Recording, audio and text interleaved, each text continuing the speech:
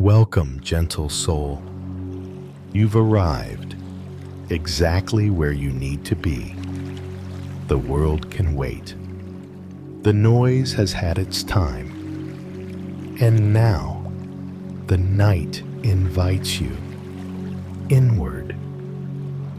Take a deep breath in. And as you exhale, feel the day fall away. Let your shoulders drop. Let your thoughts soften. This is not a place of effort, not a place of goals. This is the path to surrender. Tonight, we begin a Buddhist journey, not with footsteps on the ground, but with quiet moments carried by stories, whispers from the past, teachings wrapped in parables, soft as moonlight through leaves. These Zen tales aren't meant to teach you something, not tonight. They are here to remind you of what you already know. That peace was always within you. That stillness was never far. Sleep is not the opposite of wakefulness. It is its echo. And in that echo is truth.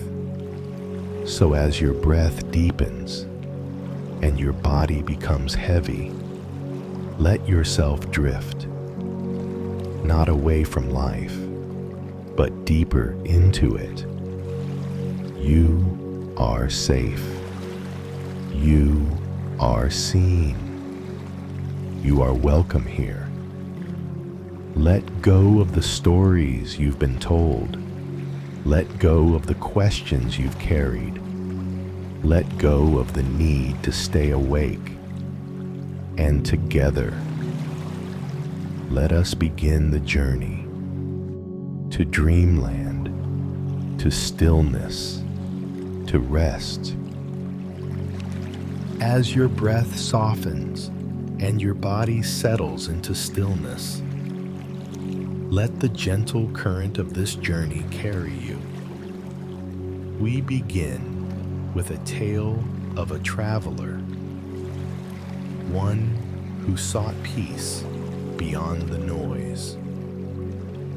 Let us drift now into a story called The Path of the Empty Teacup. In a quiet valley, wrapped in mist, there lived an old monk named Cairo. His monastery sat at the base of a mountain where no roads led, only winding forest paths known to deer and the wind.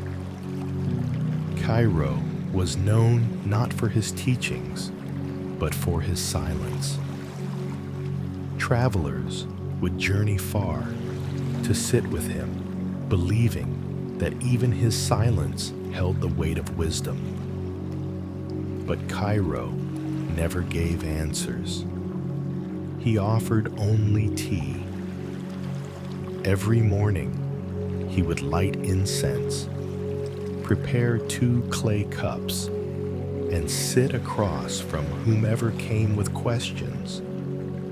In stillness, he would pour tea, sip, pour again, and watch the steam rise like prayers into the pine-laced air. One day, a scholar arrived. He was a learned man, young, proud, full of knowledge. His robes were clean, his scrolls plenty, and his voice filled the courtyard before his feet even touched the stone floor. He bowed quickly and introduced himself with titles and credentials. "I have studied under the best," he said. "I've read the scriptures, practiced debate, mastered the chants, but I seek something more, true enlightenment. I have come for your final wisdom." Cairo said nothing. He smiled gently and motioned toward the tea table. The scholar sat, back straight, eyes expectant. Cairo began to pour.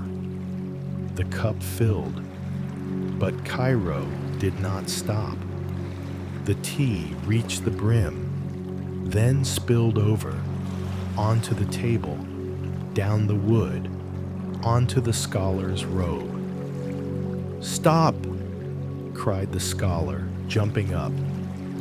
"Can't you see the cup is full?" Cairo looked up for the first time. "Yes," he said softly, "and like this cup, you are full of opinions, full of conclusions, full of what you believe is true." He set the kettle down. "If you wish to understand, you must first empty your cup." The scholar opened his mouth to respond, then closed it. In that silence, something shifted. He sat again, slower this time. He placed his scrolls aside. He folded his hands. He bowed, deeper than before. And this time, when Cairo poured the tea, it did not overflow. They sat together in quiet for hours. No questions, no teachings, only breath and warmth and the rhythm of pouring. The next day, the scholar returned, but he did not bring scrolls, only a small offering of fruit and a softer gaze. Day after day, he came, not to ask, but to unlearn. He swept the courtyard. He lit incense at dawn. He watched the clouds with no desire to name them. And as the days passed, his posture changed. His voice grew quieter, his breath slower. One evening, under the silver hush of a full moon, he approached Cairo and whispered, "I used to think wisdom was something to be added, like layers on a scroll. But now I see it's what remains when everything else is let go." Cairo smiled and poured the tea. We come to the world with full cups, ideas, plans, comparisons. But wisdom does not live in fullness. It lives in emptiness, in space. What could you receive if you made room? The tea has been poured, and the mind emptied. But even in stillness, the heart sometimes clings to places, to people, to pain long gone. Let us follow now a different traveler, one who carries not scrolls, but sorrow.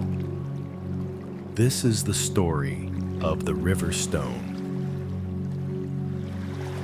In a quiet monastery by the edge of a river lived a young monk named Leon. He was kind, disciplined, and diligent. Every morning, he rose before the sun, swept the meditation hall, and rang the morning bell. And every night, He sat by the river, listening to its endless whisper. But what the other monks didn't see was that Lian carried something heavy, not on his shoulders, but in his heart. Years ago, before he came to the monastery, Lian had watched his village burn during a war he could not stop. He had lost his mother, his younger sister, and the life he had once known. Though his feet had left that place long ago, his mind had never truly moved on. He did not speak of it. He simply worked harder. He cleaned longer. He sat in silence for hours. But beneath the stillness was ache. The abbot noticed. One evening, as the sky turned lavender and gold, the abbot joined Lian by the river. They said nothing for a while, just listened to the wind threading through the reeds and the sound of water brushing over stone. Then the abbot asked, "Lian, when the river passes over the rocks, do the rocks fight it?" Lian looked puzzled. "No, master. The water flows, the rocks remain." The abbot nodded. "And yet, the rocks grow smooth over time. Why do you think that is?" Lian thought for a moment. "Because the river never stops." "Yes," the abbot said, "and it does not ask the rocks to move. It simply keeps going, gently, without resistance, until even the sharpest edge becomes soft." He reached into the shallow edge of the stream and picked up a small stone, round, cool, perfect in its smoothness. He placed it in Lian's palm. This was once jagged, sharp, wounded even, but now it rests easily in your hand. Would you rather be the river or the stone? Lian sat with the question. He turned the stone over in his fingers. It was hard, yet comforting. It had endured. But the river, it moved. It danced, it sang. The abbot continued. Some memories cling to us like moss on a stone. They do not wash away in a single rain, but with time, with breath, with love, even the deepest sorrow can soften. He looked at Lian with eyes that saw deeper than words. You have carried your past with reverence, but now let the river carry some of it for you. The abbot rose, his robes catching the last of the light.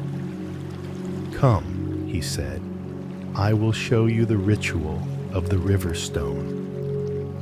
That night, under the silver hush of moonlight, Lian stood at the water's edge. The stone still rested in his hand.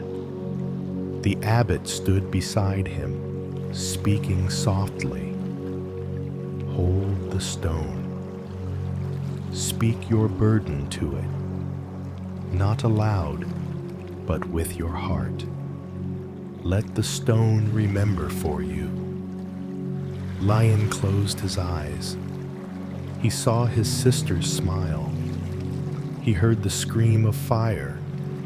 He felt the silence after, and in his mind, he whispered it all to the stone. The ache, the guilt, the helplessness. When he opened his eyes, his hand trembled, but it felt lighter. "Now," the abbot said, "release it to the current. Let the river carry what no longer belongs to your hands." Leon stepped forward. He knelt, and gently, he placed the stone into the water. It sank without resistance. The river took it and kept flowing. No fireworks, no dramatic release, just a quiet parting of what once was. In the weeks that followed, something shifted in Leon. He smiled more, not to mask pain, but because something inside had softened. His silence remained, but it was no longer heavy. He still visited the river, but not to remember, to breathe. And one day, as a new monk arrived, nervous and unsure, Leon led him to the water and handed him a small, smooth stone.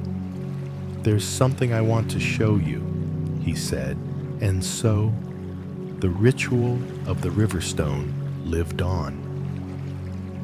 There are sorrows that will not vanish overnight, but we do not need to carry every one of them forever. Some burdens are meant to be honored and then released, not in a rush, not in anger, but gently, like a stone returned to the river. The river flows on, gently, endlessly, and in its current, a lesson: to carry only what we need and to surrender the rest. But what of the things we cling to, not out of love, but out of habit or fear? Let us turn now to a different corner of the world and meet a man who found wisdom not in temples, but in the company of a single stubborn tree. This is the story of the tree that would not bend. In a remote village, nestled between mist-covered hills, there stood an old, proud tree, a great pine with a trunk thick as 3 men and branches that soared like arms reaching into the sky. The villagers called it the Sentinel. It had stood for over 100 years. They said it had witnessed births, storms, and even wars, never once swaying, never once bowing. Its roots gripped the mountain like fists. Its bark was thick, its needles sharp, and its posture unyielding. To many, it was a symbol of strength. But to a wandering monk named Nampo, it held a different lesson. Nampo arrived at the village during the rainy season. He wore a thin robe and carried nothing but a bamboo staff and a worn-out satchel filled with tea leaves. Wherever he went, he offered prayers, stories, and quiet companionship. He was welcomed by the villagers with food and shelter, and in return, he helped mend their roofs and taught the children how to sit still and listen to the sound of wind. One evening, as clouds began to gather over the hills, Nampo walked past the great tree.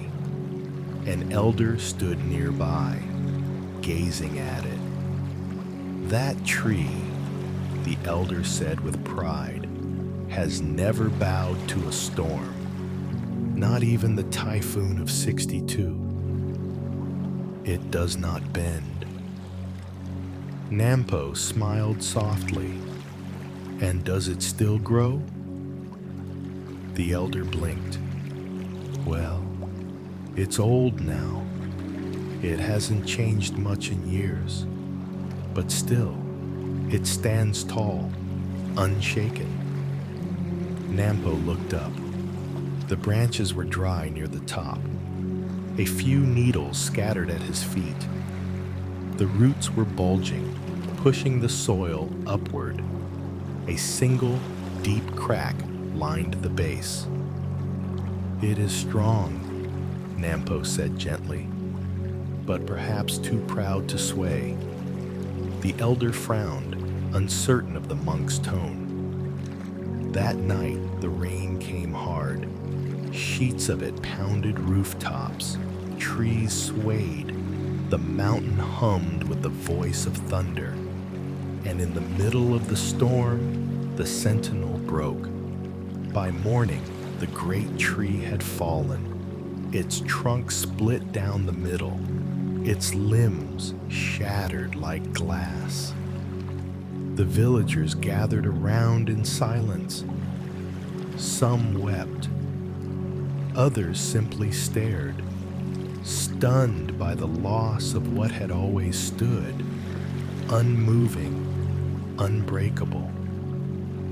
Nampo knelt beside the stump and pressed his hand to the cracked wood. He didn't mourn, not like the others.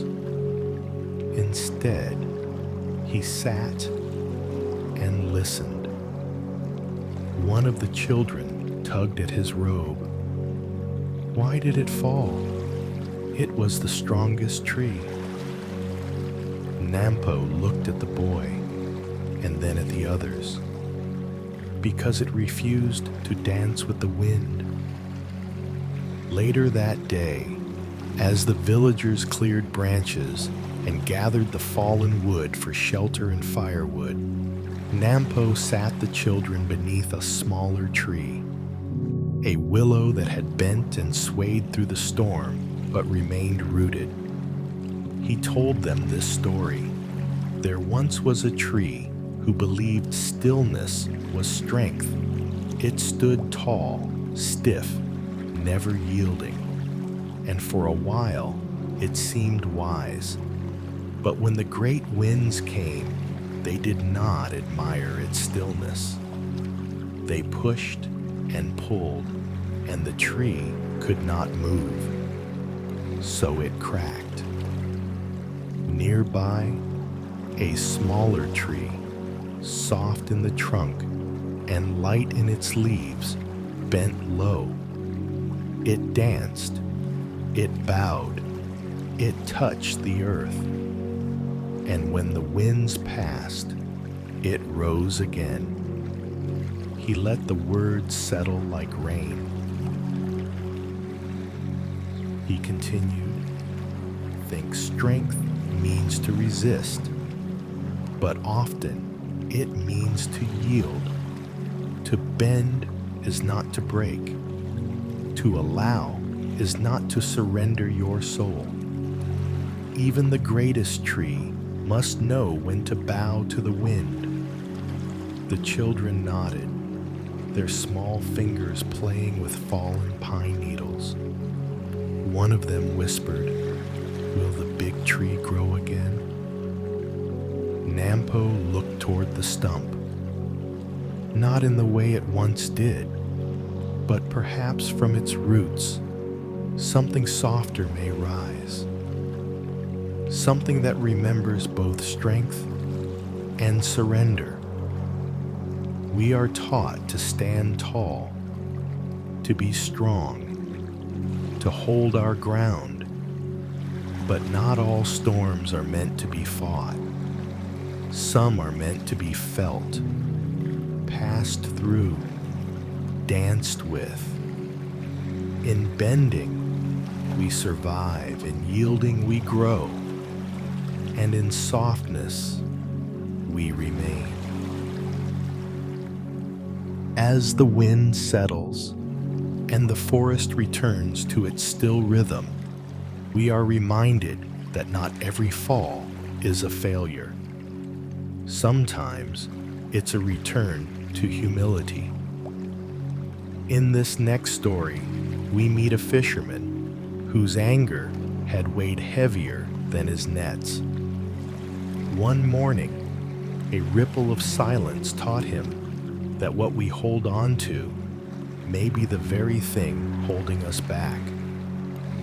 Let us drift now into the tale of the empty boat. There was once a fisherman named Kin who lived by the edge of a wide, tranquil lake. His days were wrapped in the scent of damp wood, the creak of oars, and the quiet patience that fishing demanded. Yet, unlike the calm waters he sailed each day, Kien's heart was often turbulent. He was not an evil man, nor even unkind, but he was quick to anger, sharp as a hook, and just as barbed. His neighbors had long stopped borrowing his nets or asking for help with their boats. The slightest inconvenience, a broken paddle, a tangled line, would spark his temper like dry grass to flame. And while the lake was patient, the people around him grew wary. One particular morning, the fog lay thick over the water, wrapping the world in a hush. Kien pushed off in his boat, his breath visible in the early chill. The lake was smooth, a sheet of milk-white silence, perfect for fishing. Hours passed. Kien had caught little. His net twisted, then tore. A bird swooped too close, startling him and causing his pole to slip into the water.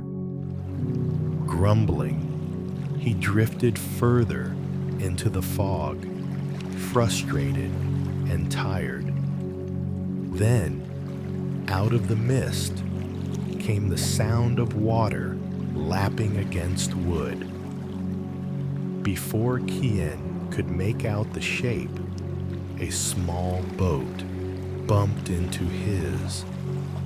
It wasn't a hard hit, just enough to rock him slightly, but in his mood, it felt like a shove. "Watch where you're going," he barked, standing up and glaring through the fog. "You blind? You want to knock us both over?" There was no reply. The other boat floated closer, nudging again. Kien's anger flared. What kind of fool? Then the fog parted just enough. The boat was empty, no oars, no rider, just an old, drifting vessel set adrift by the currents. Its rope had likely come loose from a dock, its path aimless. And in that moment, Kien froze. His anger had risen, swift and sharp, ready to strike a phantom, ready to fight a ghost. He stared at the empty boat for a long time. It bobbed gently beside his, innocent and unaware. A breeze stirred. The fog shifted, and the sun began to push its way through the pale veil. Birds began to sing again in the trees along the shore. Kien sat down. He let out a long breath. "It wasn't the boat," he whispered. "It was me." Later that week, the villagers were surprised when Kien visited the temple.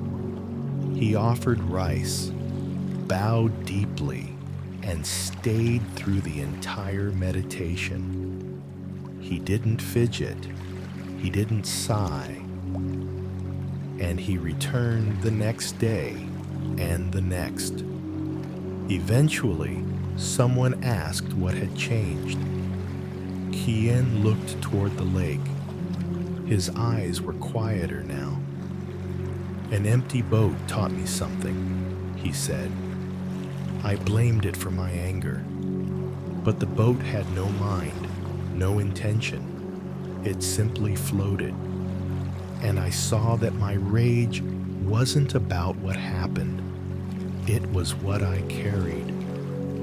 The monk of the temple heard the tale and later shared it with others, saying, "When someone bumps into your peace, before you rise in fury, ask yourself, was it truly their doing, or is your anger a rope already tied too tightly?"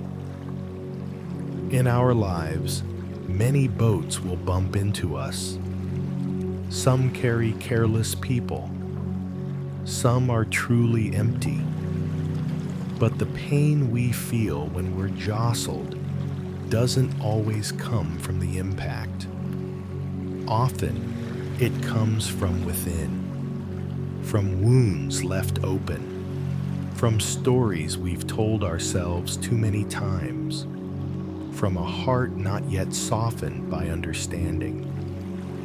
Let the empty boats pass. Let them drift.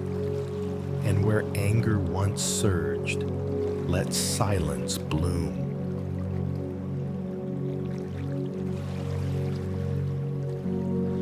The lake has stilled. The boat has drifted on.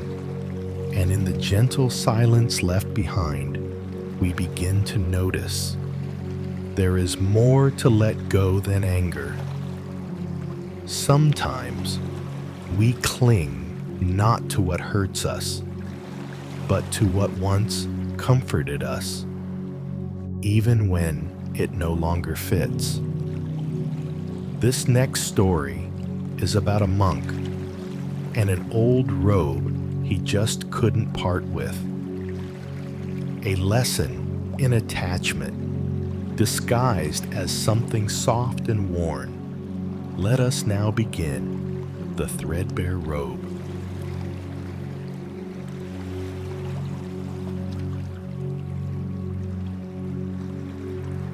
There was once an old monk named Tenzin who lived in a quiet mountain monastery carved into the hillside of a remote forest.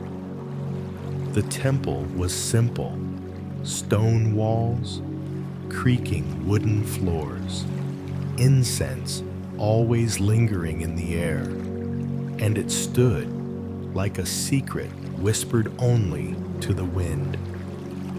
Tenzin was beloved by the younger monks.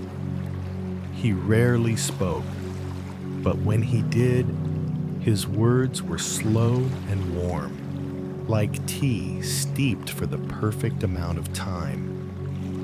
He had lived through many winters, yet his eyes still sparkled with curiosity.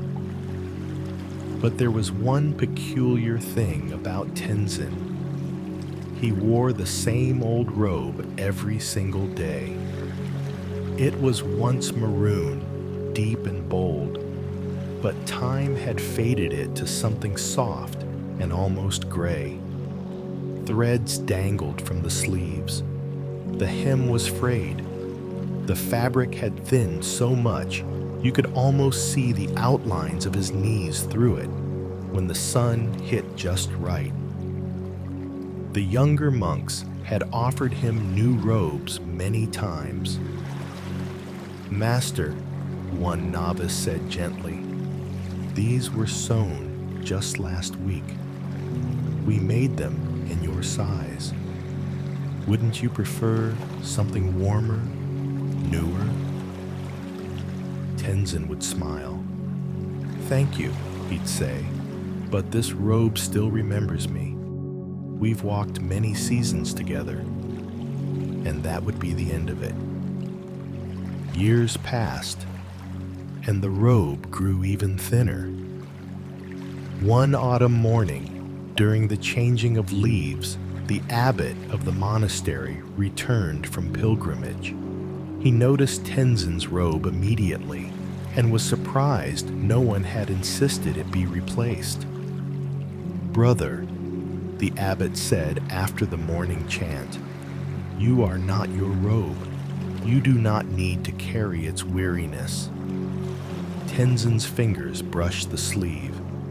"Ah, but perhaps," he replied softly, "my robe is a mirror of me." The abbot smiled, but gently pressed. "And is the goal not to shed what no longer serves us?" That night, Tenzin sat alone in the temple garden under the ginkgo tree.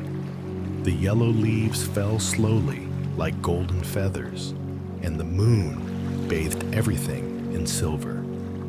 He looked at his robe. He remembered the first time he wore it, when he was barely 20, wide-eyed and eager. He had arrived at the temple carrying nothing but a bundle and a head full of questions. This robe had comforted him during the harsh mountain winters.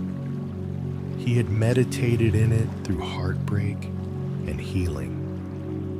He had swept temple grounds in it, cooked meals, tended the sick. It had seen his laughter and his grief. He had mended it more times than he could count. "I held on because I was afraid," he whispered into the night, "afraid that without this robe, I might lose who I've become." But something stirred in the breeze, the scent of fallen leaves, the hush of the forest. And in that moment, Tenzin understood it wasn't the robe that remembered him. He remembered himself. The robe was not what held his practice. The robe was not what made him wise. It was just cloth. It had done its job, and now it was time. The next morning, the young monks were surprised to see Tenzin at the temple gate, holding the folded old robe in his hands. "I will place it on the altar," he said, "as a thank you to all it has taught me." He bowed, slowly and deeply. Then, accepting a simple new robe from a novice monk, he slipped it on. It rustled differently. It felt strange at first, but when he walked, he felt lighter. From that day on, the robe stayed in the temple's relic hall, displayed not as a sacred object, but as a reminder. What we hold close is not always what we need to keep, and what we release sometimes reveals what we truly are underneath. There are things we keep because they comfort us. A sweater with holes, a relationship worn thin, an identity long outgrown. We cling, not because it fits, but because it feels familiar. But there comes a time when the soul whispers, gently, kindly, "Let it go. You are still you, even without it." Let the threadbare robe fall away. Walk forward. New cloth on your skin.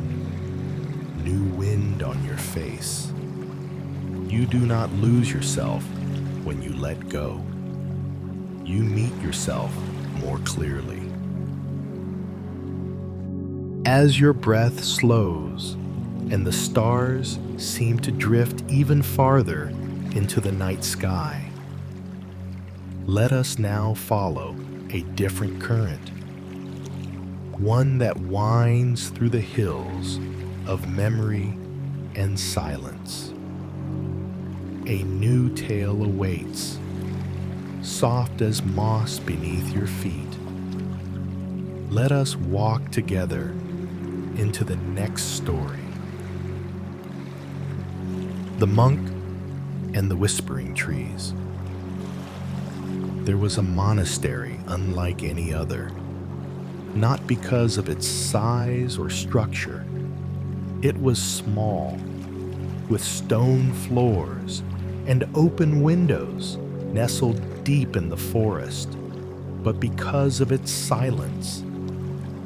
It wasn't the kind of silence that came from rules or rituals. It was deeper, fuller, the kind of silence that had grown from the roots of the trees and drifted through the halls like mist. It was here that a young monk named Tenzin arrived, carrying a single satchel and many questions. Tenzin had journeyed far, not to escape life, but to understand it. He had read every scroll his village temple offered, studied under 2 revered teachers, and still something stirred within him, a restless wind. His thoughts, like untamed horses, would not settle. When he asked his last teacher where he might go to still his mind, the old master simply pointed north and said, "Find the place where the trees speak louder than men." So Tenzin walked for 5 days until the forest thickened around him. The path narrowed, the world grew green and quiet, and at last he arrived at the monastery. He was greeted not by words, but by a gentle nod from the abbot, a tall man with kind eyes and robes worn thin from years of humility. The abbot gestured toward a mat on the floor, a cup of warm tea beside it, and that was all. Days passed, then weeks. No one spoke much. The monks bowed to each other in the halls, worked in the gardens, swept the steps, and sat in long stretches of meditation. There were chants at dawn and incense at dusk, but no teachings as Tenzin had known before. No discussions, no clever parables, no debates. And so, his questions began to grow louder. Why do we sit here all day? Why do we not speak of the Dharma? Why does no one answer my questions? Each night, he sat beneath a giant tree in the courtyard, hoping for some great realization. But the tree just stood, ancient and unbothered. One evening, unable to contain his frustration, Tenzin approached the abbot. "Master," he said, breaking the evening silence, "why is no one teaching? I came here to learn the way, not to sit in silence and sweep leaves." The abbot looked at him calmly and motioned for him to follow. They walked together deep into the forest, where the trees arched like guardians over a hidden clearing. Moonlight spilled across the ground, and the air smelled of damp earth and pine. The abbot sat cross-legged on the moss and pointed to the trees. "Listen," he said. the first word Tenzin had heard from him in weeks. Tenzin listened to the wind curling through the leaves, to the soft rhythm of crickets, to a distant owl calling to the dark, to his own breath, which had slowed without him noticing. "What do they say?" the abbot asked softly. Tenzin shook his head. "I don't know." "They say," the abbot continued, "that they've been here a long time, long before your thoughts began to chase each other, and they'll be here long after they quiet." Tenzin furrowed his brow. "But what of the teachings, the sutras, the wisdom?" The abbot smiled, eyes creasing like folds in a worn scroll. "Wisdom is not always in the words. Sometimes it's in the waiting." He placed his palm on the moss. "This is where the teachings are," he whispered, "in the way the tree leans toward light without force, in how the river finds its way by yielding, in how the wind never holds its breath." Tenzin was quiet then, not because he had no questions, but because for the first time he didn't feel the need to ask them. From that night forward, he still sat beneath the great courtyard tree, but he no longer waited for answers. He simply listened. And over time, he noticed how the leaves danced without music, how the roots held the earth without clinging, how the sun came and went without promise or apology. Years later, Tenzin became a teacher himself, and when his students came to him with the same burning questions he once carried, he would often take them on long walks into the forest and say very little. Sometimes he would simply sit beside them and wait for the trees to begin speaking.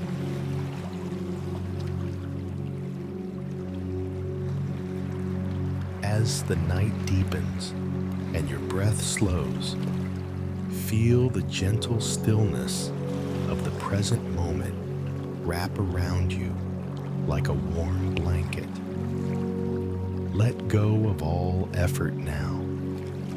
There is nothing to solve, nothing to chase, just the quiet unfolding of one soft story into the next. And so, we arrive at our next tale, a story about an unexpected traveler, a hidden path, and the serenity found not in knowing, but in wandering. Let us begin. A story called The Path with No Sign. In a quiet mountain village bordered by ancient woods, there lived an old woman named Lin. Her home was humble, built of bamboo and stone, resting at the edge of the forest's breath. She lived alone, but never lonely. Birds knew her by name. The trees leaned closer when she passed, and the wind whispered through her wind chimes with a kindness that felt like conversation. Lien was known as the village healer, not because she had herbs or potions, but because she listened. People came not just for ailments of the body, but for ailments of the heart. But one day, a young man arrived, not with a question, but with frustration burning in his eyes. "I've been walking for weeks," he said, "and every path I've taken leads me back to the same place. I came here because they say you know the forest better than anyone. I want to find the path of awakening. The monks told me it begins somewhere in these woods." Lien looked at the young man. He was strong and determined, but also impatient. His boots were covered in mud. His face tense from chasing something he could not name. "Tell me," she said gently, "what do you expect to find on this path?"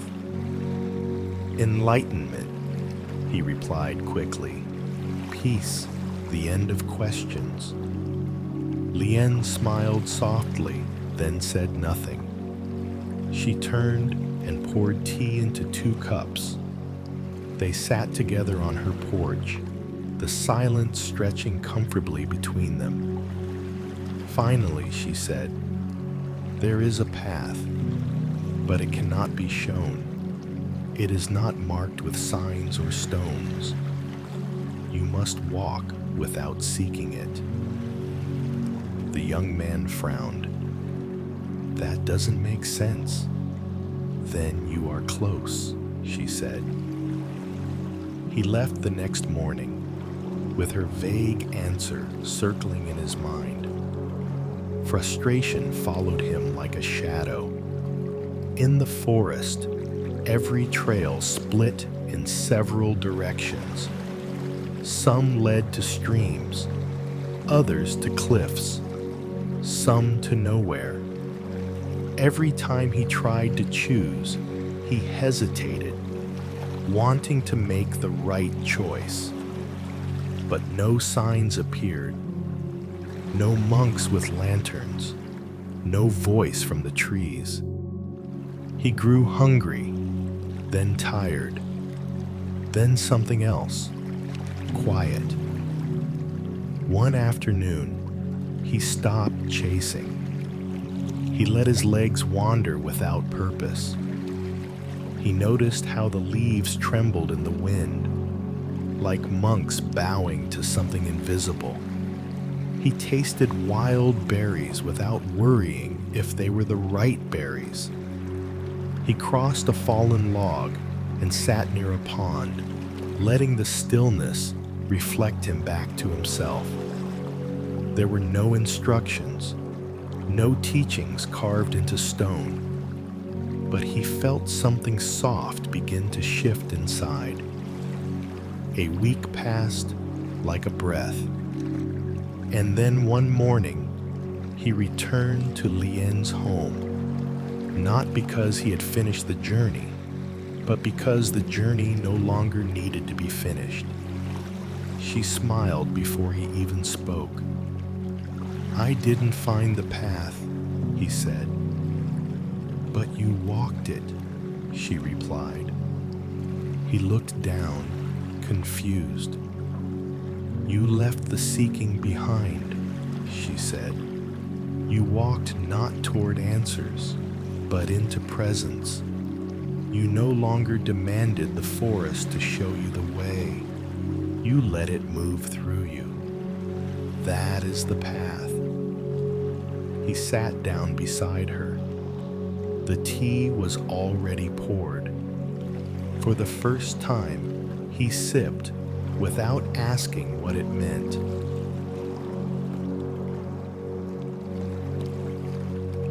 The forest holds many lessons, some whispered in the hush of leaves, others carried by the wind itself.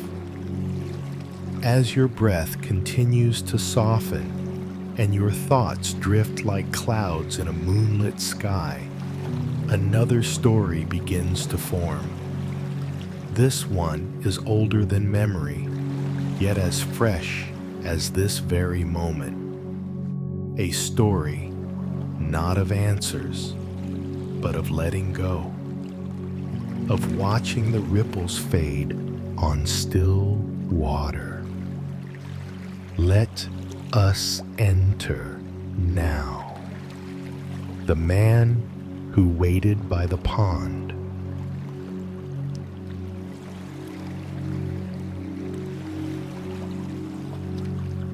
Long ago, in a region where the bamboo forests swayed like waves and mountain mist clung gently to the hillsides, there was a man named Haru.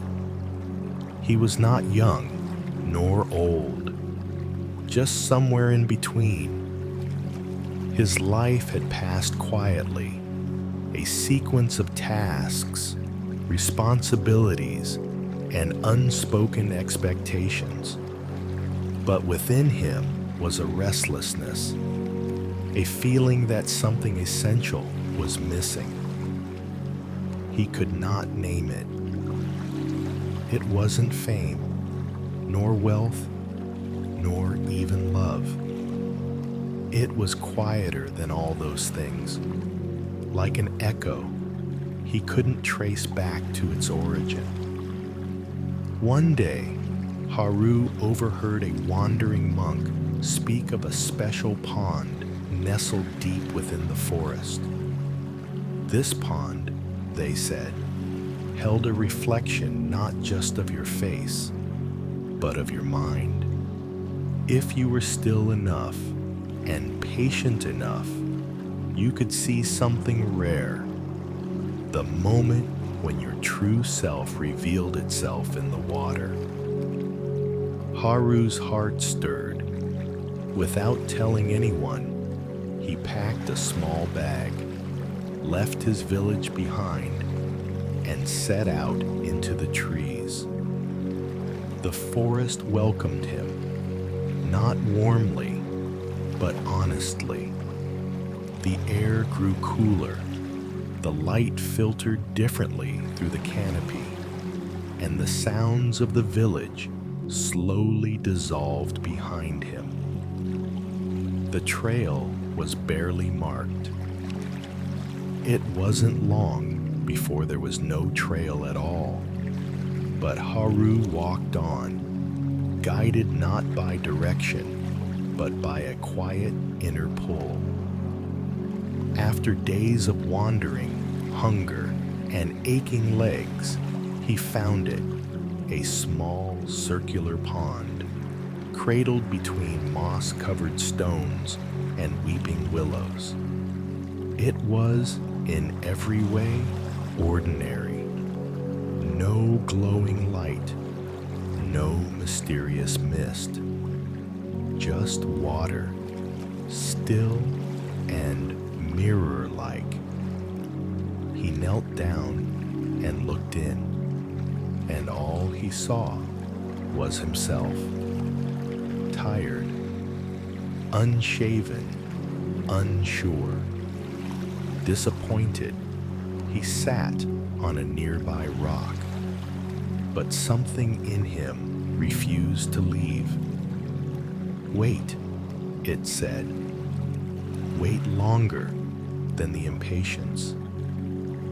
Wait longer than the questions. So he did. One day passed.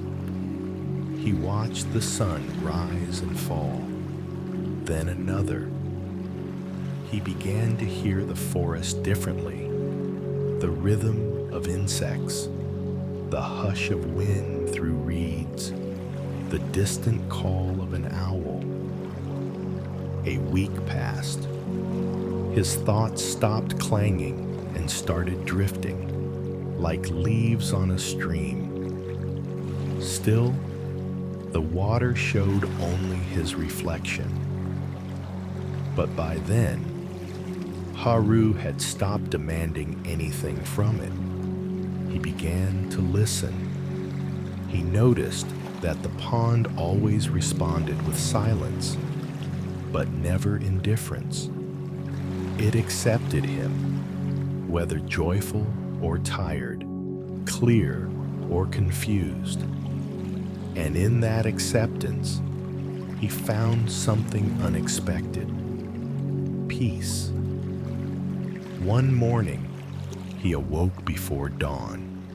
The sky was still dark, the stars barely visible through the treetops. He sat by the pond, not out of habit or hope, but simply because it felt like home. And then something shifted. The surface of the pond, so familiar and still, seemed to shimmer, not with light, but with understanding. His reflection softened. It was no longer just a face. He saw himself as a child, laughing beneath a tree. He saw the anger he once held and how it had hidden fear. He saw kind years he had forgotten he gave. He saw the ways he had hardened and the parts of himself that had waited patiently for him to return. He didn't cry, he didn't speak, but inside something softened.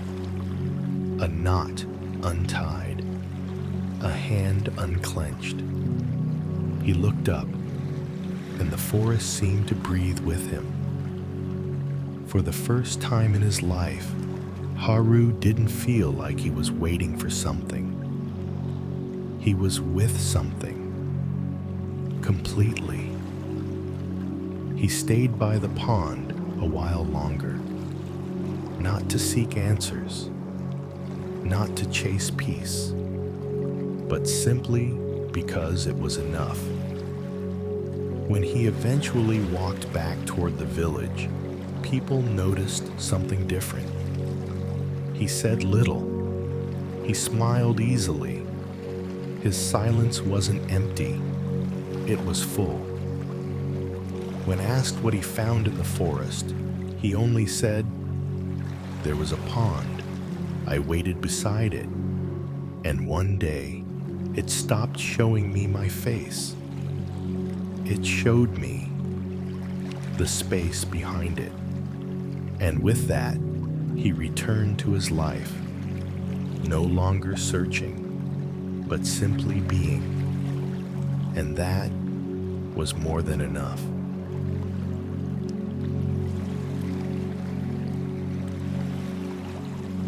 The forest has grown quieter now. The wind carries only a whisper, and the trees seem to lean in closer, listening. Within this hush, another story gently arises, one that speaks of stillness not just outside, but deep within. Let us now wander into the next tale, The Master Who Waited for the Rain. In a mountain monastery, so far removed from the world that even birds took their time arriving, there lived a Zen master named Tenzin.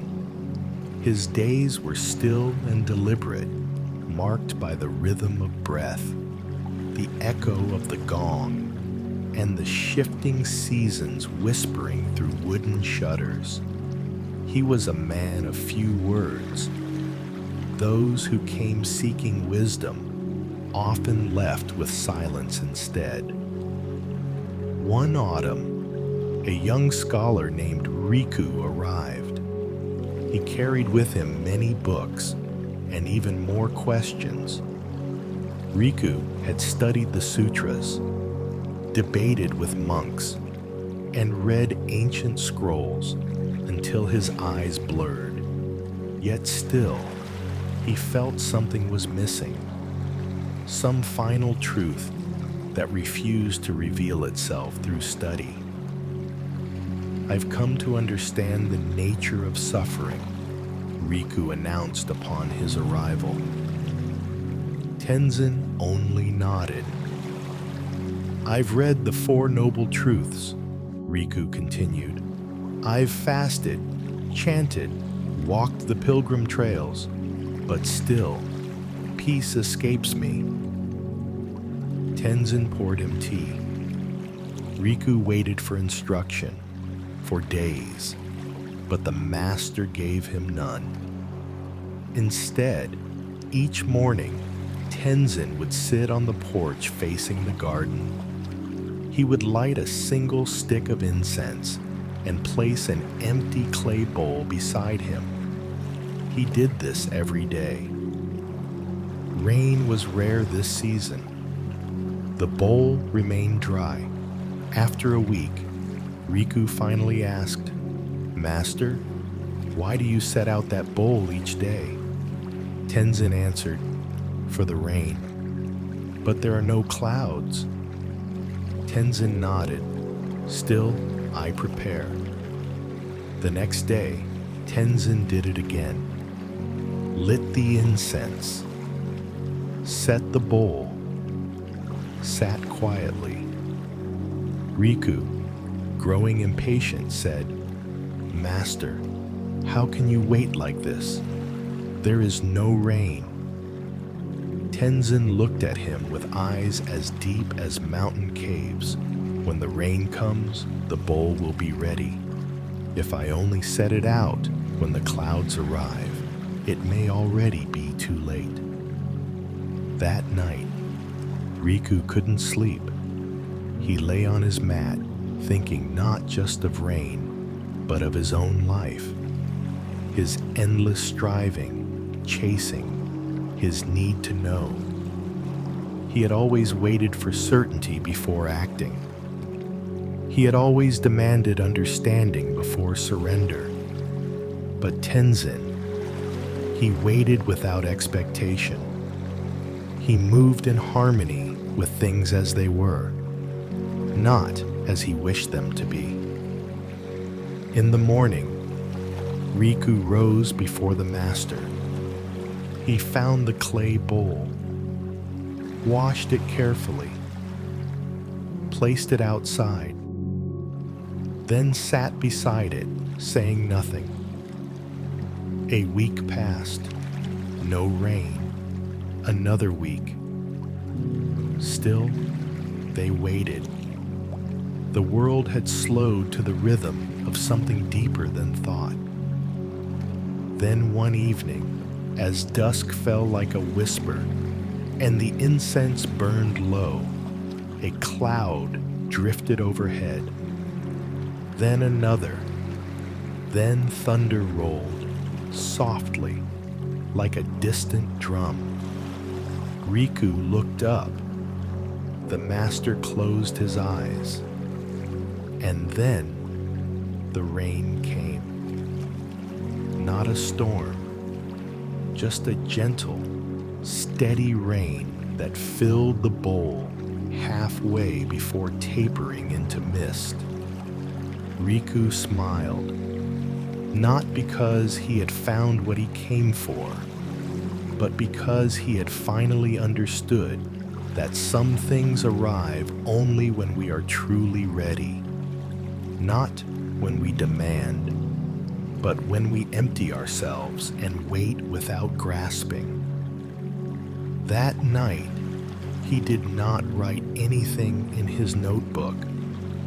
He simply lay down beside the soft sound of water in the bowl and let go.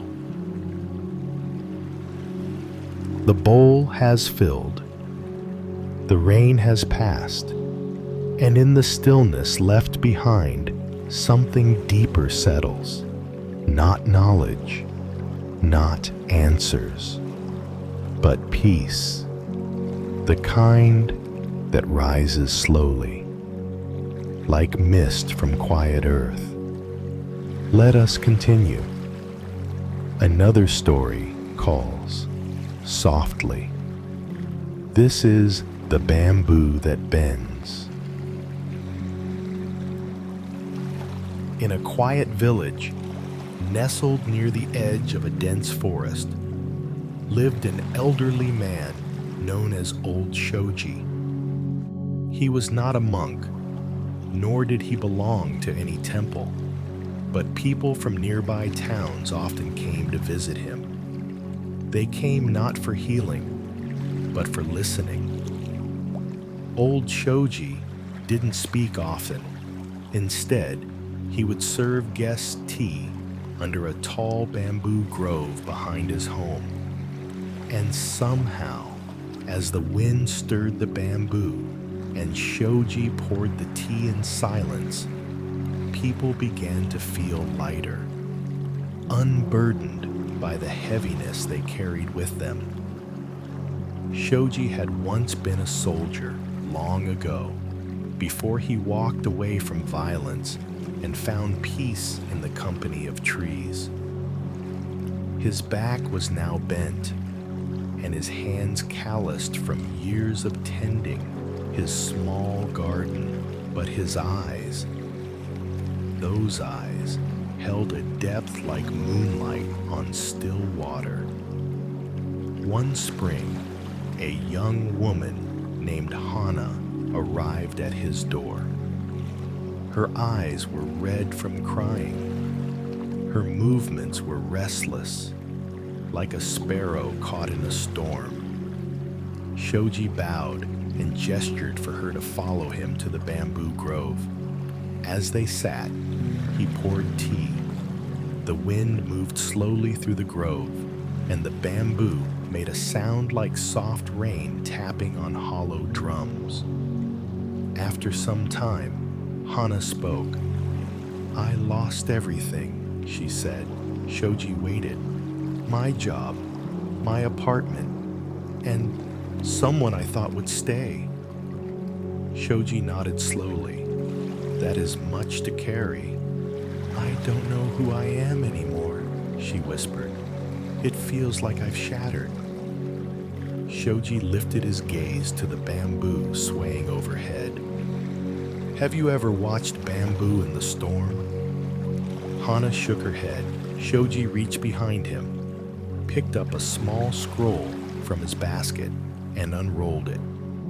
On the parchment was a simple painting, brushstrokes of green curves, tall stalks, and bowed shapes.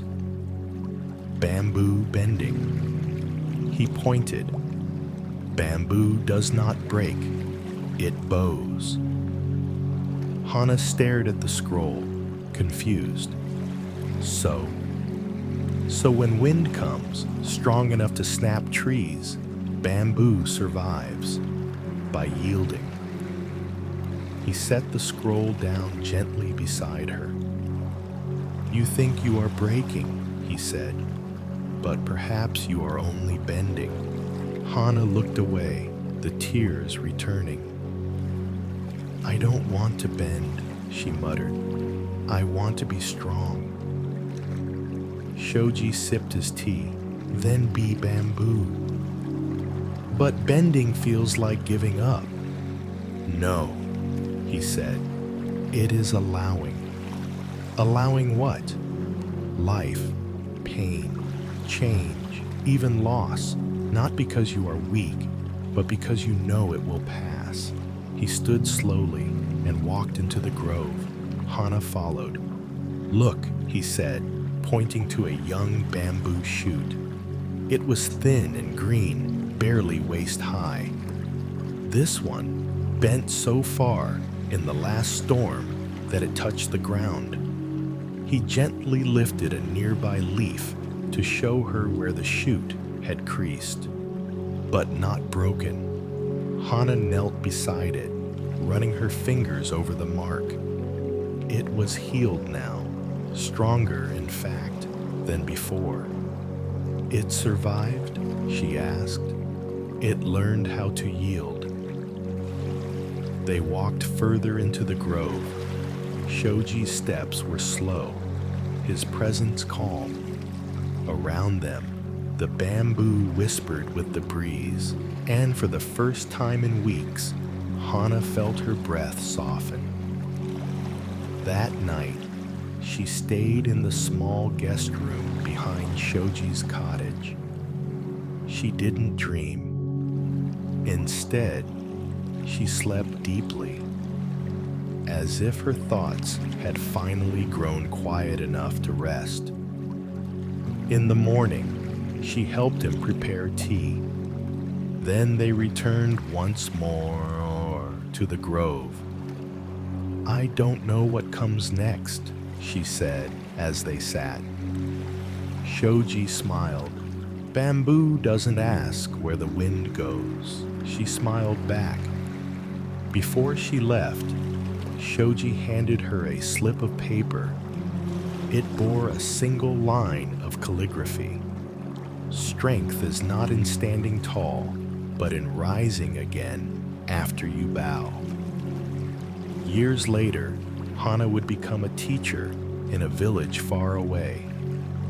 She would plant bamboo near her classroom and serve tea to students when they felt overwhelmed. And when someone asked her where she learned to be so calm in the face of life's winds, she would smile and say, "I once met a man who waited for the rain and taught me how to bend."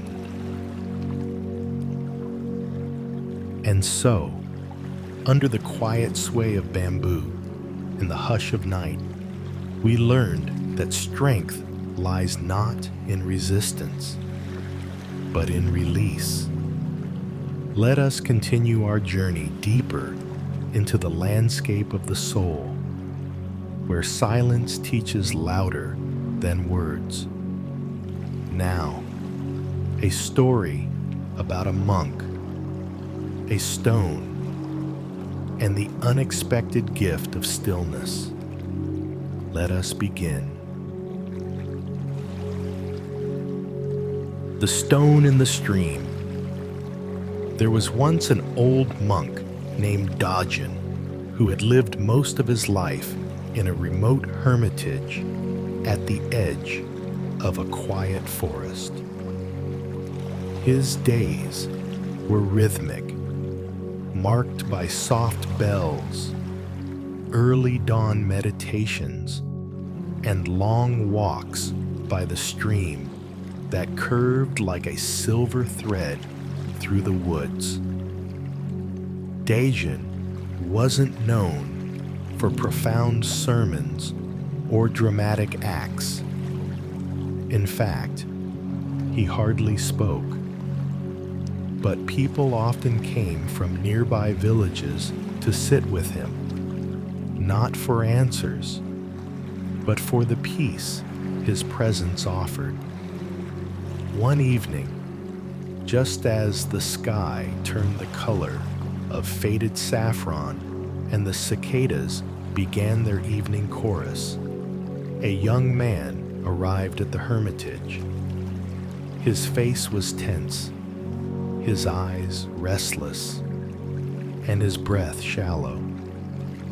He bowed quickly, without waiting for acknowledgement, and spoke in one breath.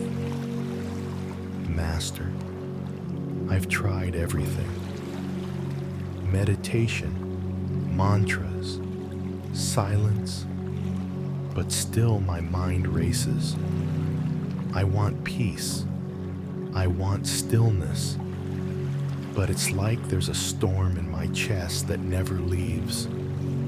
Please, tell me how to stop it." Daejun didn't answer.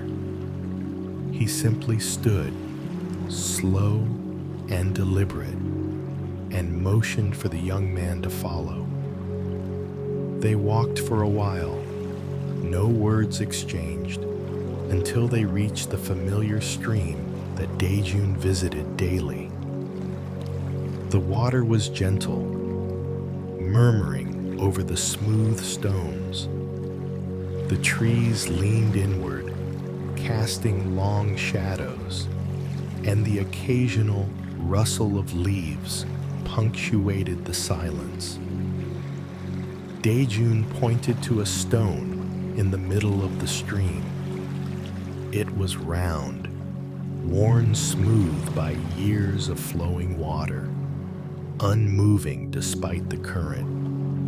He sat down on the bank, folded his legs, and gestured for the young man to do the same. They sat in silence for several minutes.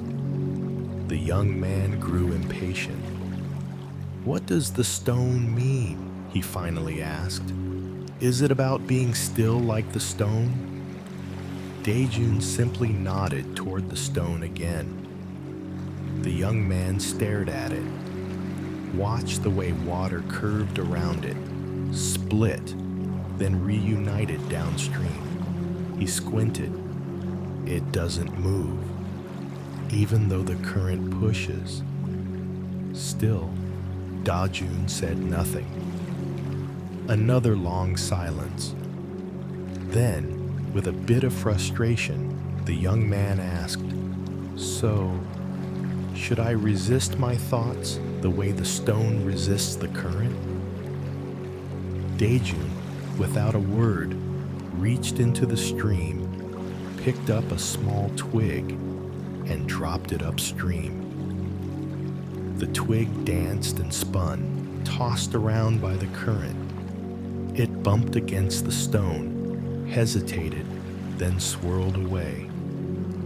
The young man watched it disappear. More silence. "Am I the stone or the twig?" he asked quietly. Daejun smiled softly, not in answer, but in invitation. "You are the water," he finally said. The young man blinked. "The water?" Daejun nodded. "Thoughts, emotions, they are part of you. They move, they swirl, they find obstacles, and they part around them. But they do not stay." He pointed again to the stone. "This stone has not resisted. It has simply stayed, and the water has learned to move with it." The young man furrowed his brow. "But then, what is the storm in my chest?" Daejun closed his eyes, breathing deeply. "When water forgets, it can flow," he said. "It crashes." The young man looked again at the stream. The rhythm of the water was hypnotic now, soft, steady. "When the mind clings to the stone," Daejun continued, "it feels stuck. When it forgets, it can flow. It believes the stone is the enemy." A long breath passed between them. "But in truth," Daejun whispered, "the stone is your teacher. It does not stop the river. It shapes it and lets it pass." The young man felt his chest begin to soften. The metaphor sank in, not like a sharp realization, but like warmth spreading from the inside. He looked at the stream again, but this time he saw the flow differently, not as something to control, but as something to trust. His breath deepened. He closed his eyes and listened, not to silence, but to movement.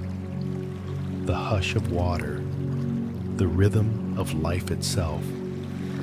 They sat there until the stars emerged and the moonlight silvered the stream.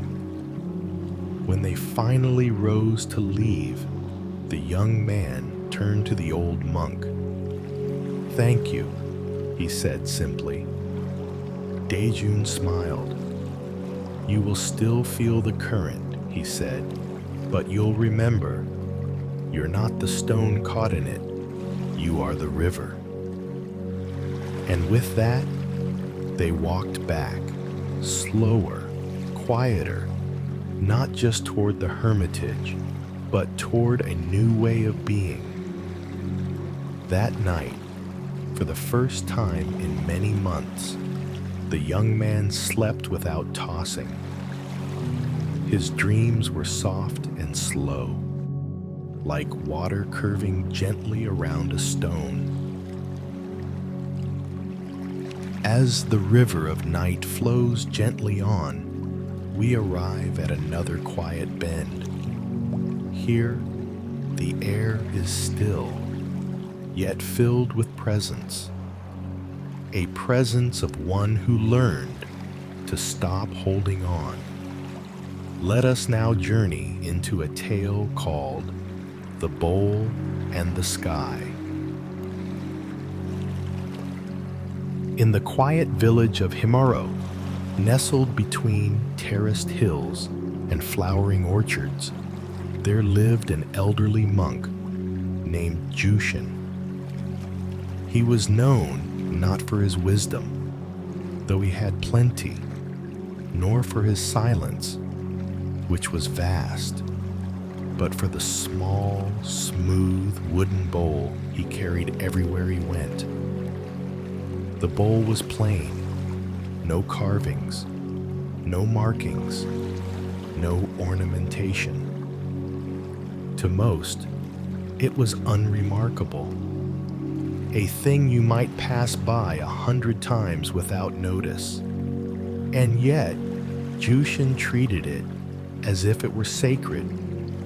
He cleaned it daily with water from the mountain spring.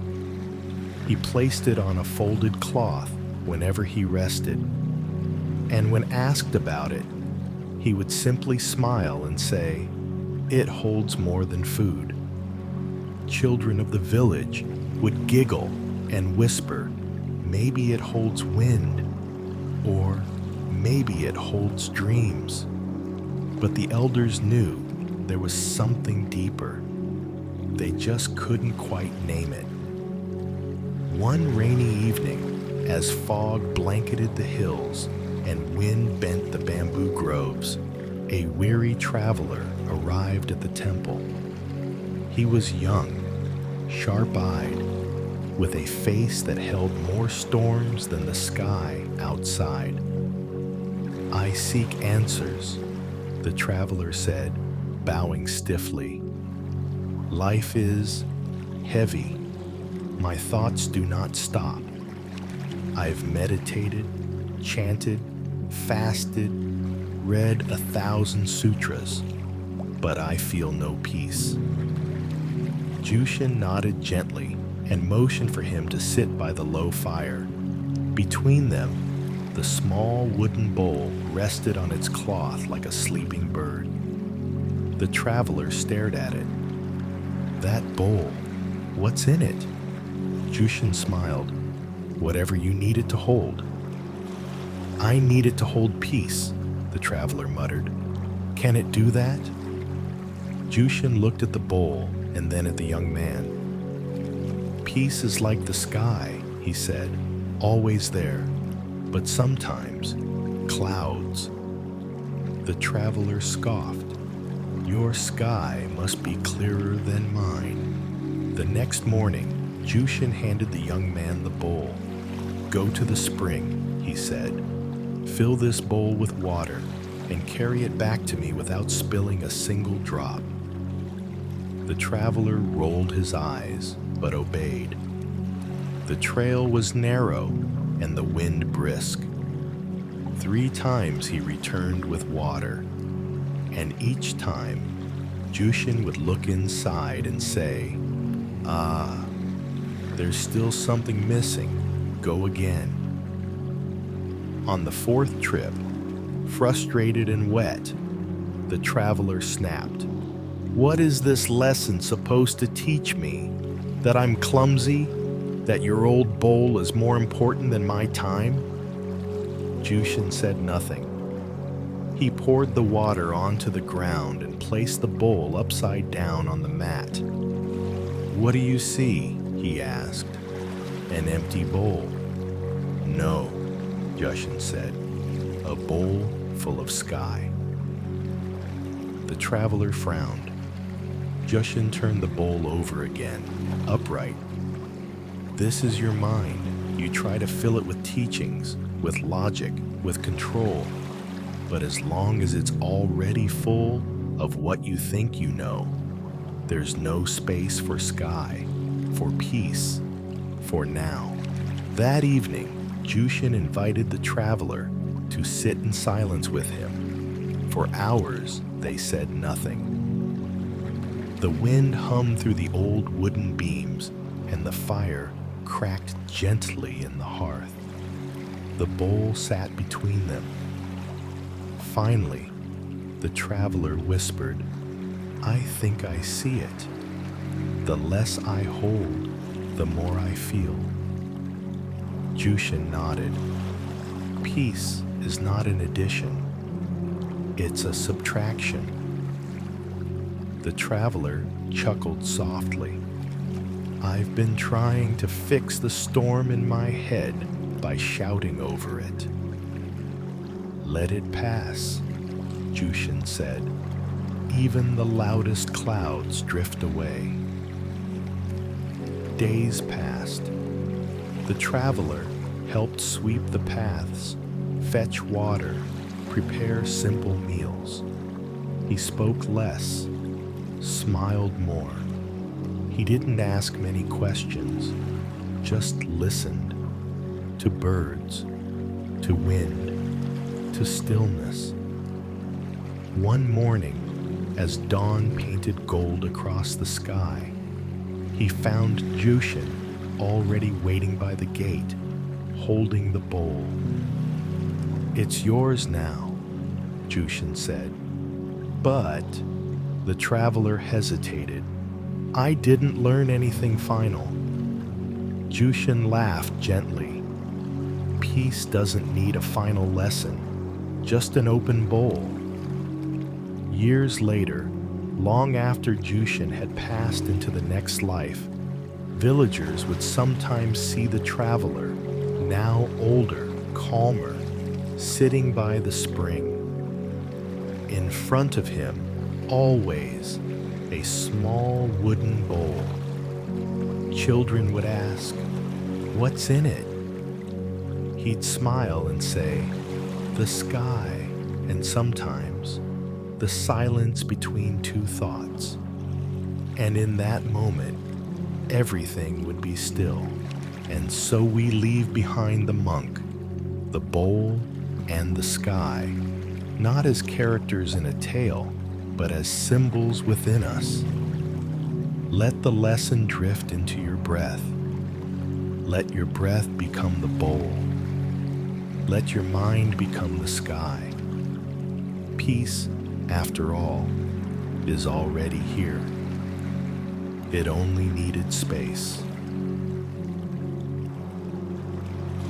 As the stars shimmer gently overhead and the forest hums its ancient lullaby, our breath continues to soften, slow and spacious. Each story so far has been a quiet step on the path toward stillness. And now, dear dreamer, let us take one more step. Let the next tale unfold like a lotus blooming in moonlight. This is the story of the Rain Monk's Silence, a story of stillness that goes deeper than sound. In a quiet valley where the mist lingered late into the day, there was a monastery built from river stone and old wood. The monks who lived there were known for their serenity, their silence, and their deep connection to the rhythms of nature. But among them was one monk who rarely spoke, not out of discipline or rule, but because he had once spoken too much. His name was Cohen. Years ago, Cohen had been a traveling teacher, moving from village to village, offering teachings and words wherever they were requested, and even where they weren't. He believed in words, trusted in them, and used them like a lantern, thinking they could always light the path for others. He would speak of impermanence to farmers mourning their lost crops. He would preach patience to mothers exhausted from tending to their children. He would recite the Eightfold Path to merchants too busy to listen. He believed if he spoke clearly and often enough, everyone would eventually understand. But slowly, Cohen began to notice something unsettling.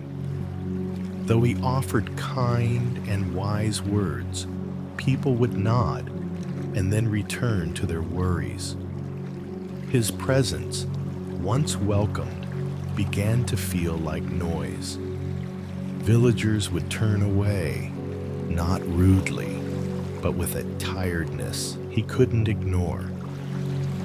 One day, a young girl approached him by the riverbank and asked, "Do you always have to talk?" Cohen blinked. "Why do you ask?"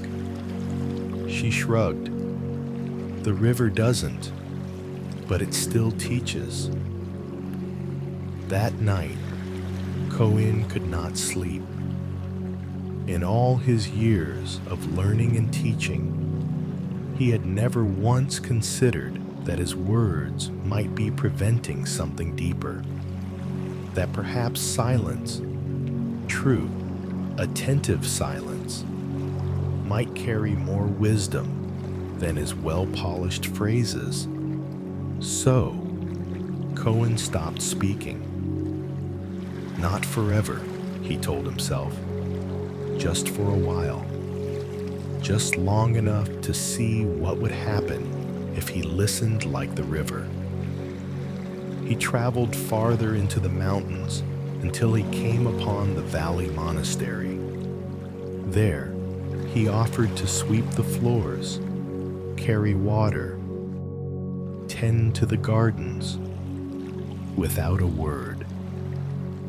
The abbot observed him for many days before finally inviting him to stay.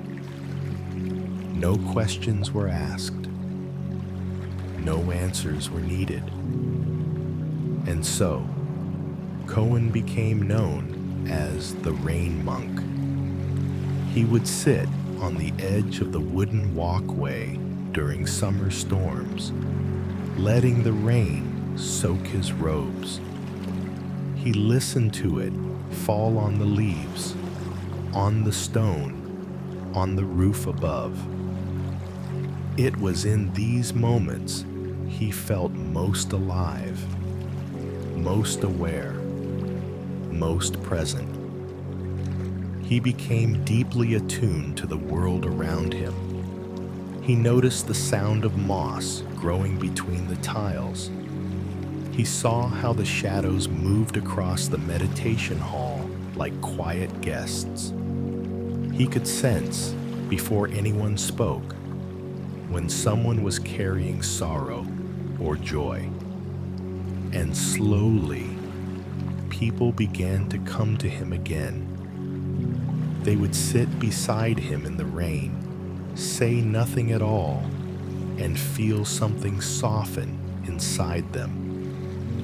One day, a young monk, eager and full of questions, approached Cohen in the garden. He bowed and asked, "Why do you never speak, Master Cohen?" Cohen smiled and held out a single hand. The rain was falling lightly that morning, and droplets danced upon his palm. The young monk stared. "I don't understand," he whispered. Cohen tilted his hand slightly, allowing a single drop to slip off and disappear into the earth. And still, he said nothing. The monk returned to his chores, puzzled, but somehow comforted. Days later, during meditation, it came to him. Cohen was showing him that everything, every thought, emotion, moment, was like that raindrop. temporary, ungraspable, complete in itself. Silence wasn't the absence of teaching. It was the space in which it could truly land. Years passed. Cohen grew older. His hair thinned, his steps slowed, but his presence only deepened. One winter morning, he was found sitting beneath a cedar tree, wrapped in a wool robe, his eyes closed, his breath soft and even. Snow had begun to fall gently around him. He never opened his eyes again. The abbot declared that no grand words would be spoken at his passing. No chants, no proclamations. Instead, the monks would sit in silence, just as Cohen had.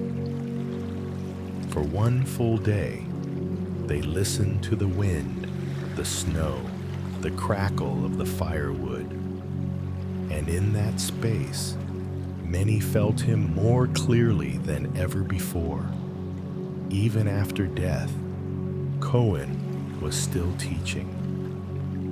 Not through the voice, but through the pause.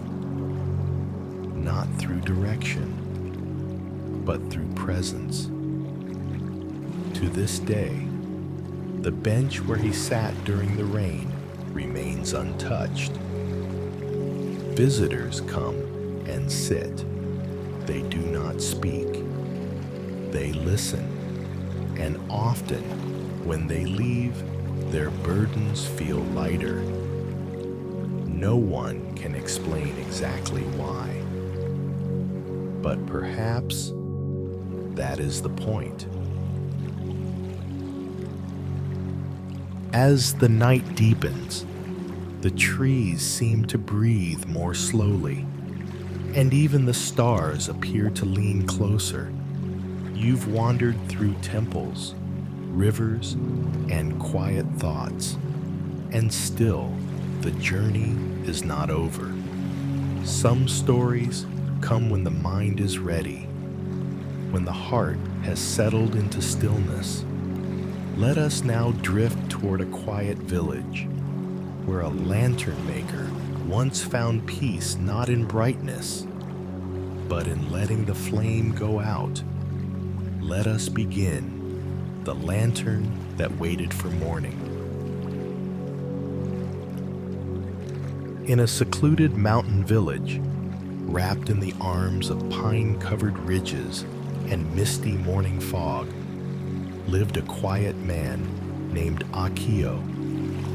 He was the last of a long line of lantern makers, artisans who had for generations crafted paper lanterns so delicate they seemed to breathe, and so enduring that some were still lighting homes long after their creators had passed on.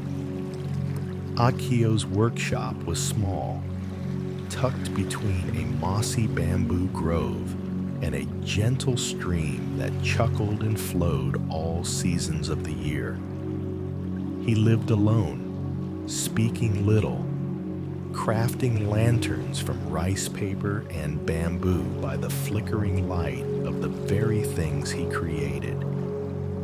Every day, he would sit cross-legged on the wooden floor, humming softly as his hands moved like dancers, measured, silent, full of care. His lanterns were not famous, but they were beloved. People came from distant villages to place orders, especially for the autumn festival, when the valley glowed with orange and gold, and lanterns floated on water like escaping the sky. But Akio's joy had long since dimmed. Years ago, when he was a young man full of warmth and wonder, He had fallen in love with a traveler named Sora. She was bright-eyed, curious, and never stayed in one place for long. She had wandered into his shop during a summer storm and left only after the leaves began to fall. In those months, they spoke about everything: clouds, kindness, impermanence. Before she left, Sora lit a small lantern and placed it on his porch. "This one," she whispered, "is for when you feel lost. It won't show you where to go, but it will remind you that you're never alone in the dark." And then she walked down the winding path and never returned. Years passed. Akio kept her lantern untouched on the shelf above his bed. He never lit it. He feared that if he did, the flame might burn too quickly, and her memory would vanish with the smoke. He stopped making lanterns for festivals. He stopped accepting visitors. He crafted only one lantern a week. Quiet, meditative pieces he gave to passing monks or left at shrines. Then, one winter evening, a knock came at his door. It was not a villager, but a young girl. Her cheeks were red from cold, and her eyes, large and uncertain, looked up at him. "My brother is sick," she said simply. "He is afraid of the dark. They say you make gentle light." Akio blinked. He hadn't heard a request in years.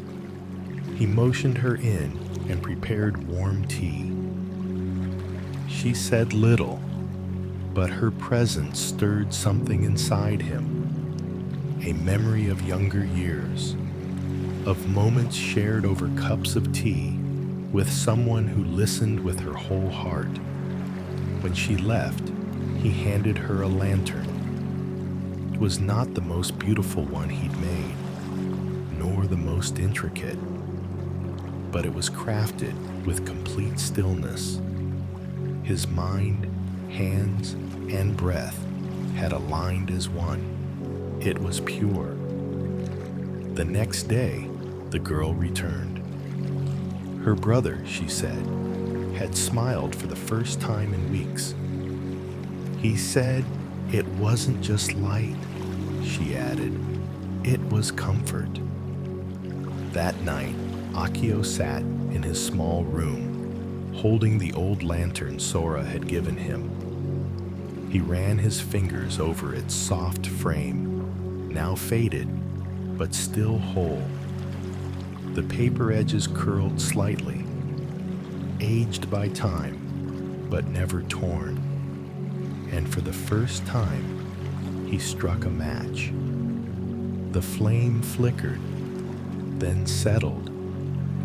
A warm glow filled the room. It was neither bright nor dim. It felt like breath, like someone was there. Akio wept, not loudly, but as if something long frozen had begun to melt. Not all at once, just one drop, then another. He carried the lantern outside and placed it gently on the porch. The night was cold, but the stars were clear. The flame flickered, but did not falter. From that night on, Akio resumed his craft, not for festivals or fame, but for those who needed the kind of light that didn't blind, only reminded. He never saw Sora again, but every evening, Before bed, he would sit beside the glowing lantern and whisper, "Thank you for waiting." And in that simple ritual, Akio found peace. Not the kind that comes from forgetting, but the kind that grows when you gently hold the memory and let it breathe again.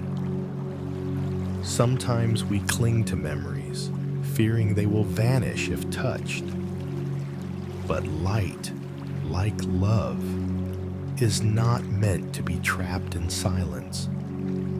It is meant to be shared, even if only for one quiet night.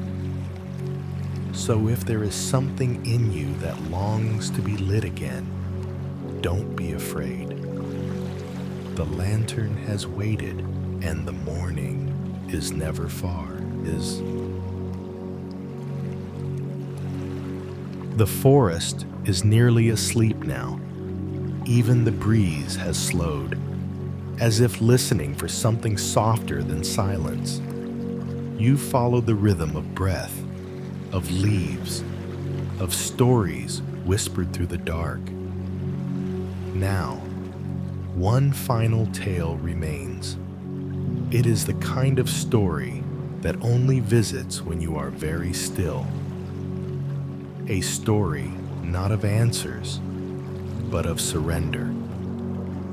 Let us begin the last dream of this journey, the river that forgot to flow. There was once a river that had forgotten how to move. Long ago, it had been swift and vibrant, dancing between stones, singing to the wind, shaping the land with laughter. But over the years, the river began to feel heavy. It no longer rushed over rocks or carved through soil. It simply sat still, not because it lacked water, not because the world had changed, but because it had stopped believing it knew where to go. It was as though the river had lost its story. Villagers from nearby towns began to whisper about the change. "The river doesn't flow anymore," they said. "It's waiting for something." Some believed it was waiting for rain. Others said it was mourning something long forgotten. Children would walk to the river's edge, toss in pebbles, and watch the ripples vanish too quickly. The surface held no reflection, only a dull silver sheen, like an old mirror that refused to show its truth. One day, a wandering monk came upon the river. He was old, with robes the color of tree bark, and a face lined like weathered wood. He had no destination, no possessions but a begging bowl and a bamboo flute that hadn't sung in many seasons. When the monk arrived at the riverbank, he did not speak. He simply sat, cross-legged, still. And for 3 days and 3 nights, he remained there, unmoving, like a stone, like a shadow, like a prayer without words. On the 4th morning, the villagers came to see this strange sight. The children pointed and whispered, "Why doesn't he move?" The old monk finally opened his eyes, gazing at the unmoving river, and he spoke, not to the people, but to the river itself. "Why have you stopped?" he asked softly. The river did not answer. So he asked again, "What burden are you carrying that you no longer wish to move?"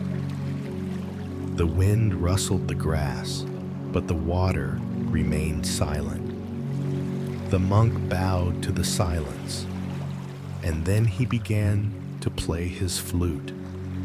The sound was fragile at first, a breath more than a song. But slowly, the melody unfolded like a petal in moonlight. It was a tune with no beginning and no end, just the suggestion of something ancient, the kind of sound that reminded stones they had once been part of mountains, and reminded wind that it had once been breath. As the music curled into the air, a single drop of water slid forward. Just one, then another. The villagers gasped, but the monk kept playing. The river began to ripple. It did not surge forward in triumph. It did not roar or reclaim its power. It simply moved, slowly, quietly, as if remembering how. The monk stopped playing. The villagers asked, "How did you do that? What did you say?" The monk smiled. "I did not teach the river how to move. I reminded it how to listen." The villagers blinked. Listen? To what? To its stillness. The monk stood and looked out over the water, which now curled gently around the stones as though embracing them. "You see," he continued, "stillness is not the opposite of flow. It is where the flow begins. The river did not need more force. It needed more silence. In forgetting to flow, it remembered how to rest. And in resting, it heard the soft whisper of movement again." The villagers said nothing, but they understood. From that day on, the river moved, but never in a hurry. It had become slow and deliberate, like a painter dipping their brush in calm water before beginning again. Birds returned to its banks. Fish swam in quiet spirals beneath the surface, and the reflection once lost returned, more tender, more real. The monk? He left the next morning. No one saw him go. Only the echo of his flute remained, sometimes heard on foggy mornings, or in the hush between two thoughts. And the river, it never forgot to listen again. There are times when we feel like that river, paralyzed by the weight of choice, grief, or exhaustion. We don't know where to go, so we stop. We think we're stuck, broken. But perhaps we're not broken. Perhaps we're simply being asked to listen to the quiet within us. Stillness is not failure. Stillness is the beginning of a new movement, a softer one, a truer one that begins not with force, but with a single breath. And now, gentle listener, the last ripple of the river has quieted. The final leaf has settled on still water. You've walked through valleys of wisdom, stepped barefoot on stories carved from silence, and arrived here, where words give way to stillness, and stories yield to sleep. Let us not speak anymore. Let us listen to what the silence still wants to tell. Now, we enter the closing breath. You have wandered far tonight, not across mountains or cities or time, but through the vast landscape of your inner world. You've met monks who speak in silence, rivers that forget how to flow, bells that were never thrown away, and trees that let go without regret. Each story, a quiet lamp. Each moment, a step deeper into stillness. And now, as you lie here, your breath softer, your mind quieter, you may notice something subtle. The stories are no longer outside of you. They're part of you now. Whispers in the folds of your breath, echoes in the chambers of your chest. They're not tales to be remembered. They are invitations, not to do anything, but to be still, to be soft, to be enough. If your eyes are still open, let them close without effort, like petals at dusk. If your thoughts are still wandering, let them walk a little longer. They will find their way home. There's no rush. There never was. Buddhist teachings remind us we carry so much without knowing. We grasp at what is gone. We reach for what has not yet come.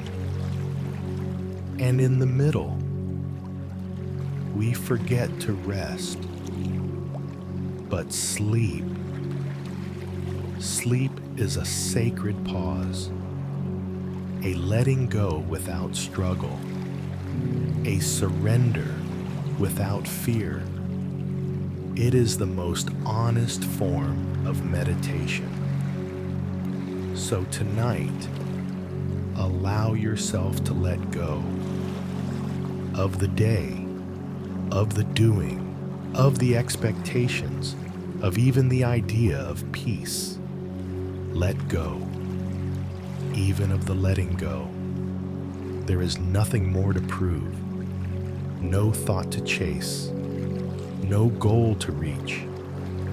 You are already home. The Buddha once said, just as a candle cannot burn without fire, man cannot live without a spiritual life. And your spiritual life? It does not require rituals or robes.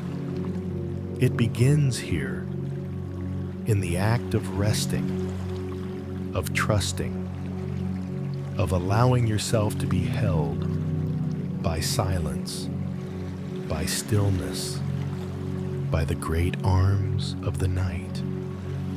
Listen.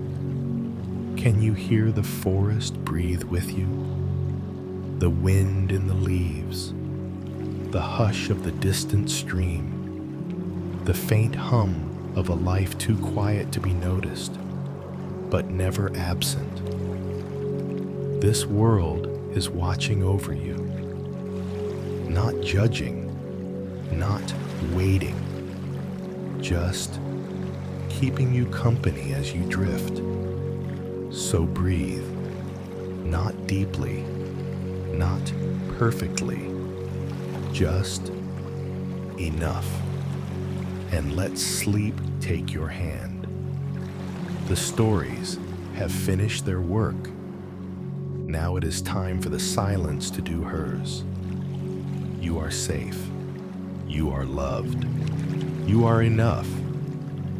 Good night, traveler of the spirit. The dreamland is open, and you are welcome.